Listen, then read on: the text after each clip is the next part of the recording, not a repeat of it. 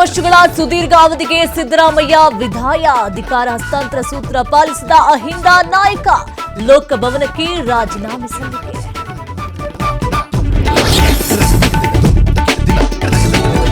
ಕಾಂಗ್ರೆಸ್ ವರಿಷ್ಠರು ನನಗೆ ರಾಜ್ಯಸಭಾ ಸ್ಥಾನದ ಆಫರ್ ಕೊಟ್ರು, ಆದ್ರೆ ರಾಷ್ಟ್ರ ರಾಜಕಾರಣಕ್ಕೆ ಹೋಗಲ್ಲ, ರಾಜ್ಯದಲ್ಲೇ ಜನಪರ ಕೆಲಸ ಮಾಡುತ್ತೇನೆ ಎಂದ ಸಿದ್ದರಾಮಯ್ಯ.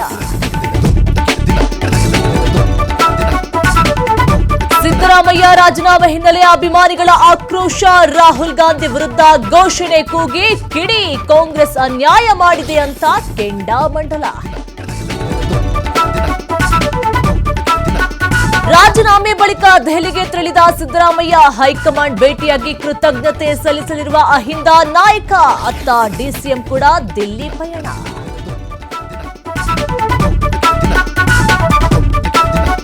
ಡಿಕೆಶಿ ಸಿಎಂ ಆದ್ರೆ ಸಾಲು ಸಾಲು ಸವಾಲು. ಪ್ರತಿಪಕ್ಷವನ್ನ ಕಟ್ಟಿ ಹಾಕಬೇಕಾದ ಅನಿವಾರ್ಯತೆ. ಸಿಎಂ ಆಪ್ತರು ಸೇರಿ ಎಲ್ಲರ ವಿಶ್ವಾಸ ಗಳಿಸುವುದೇ ಚಾಲೆಂಜ್.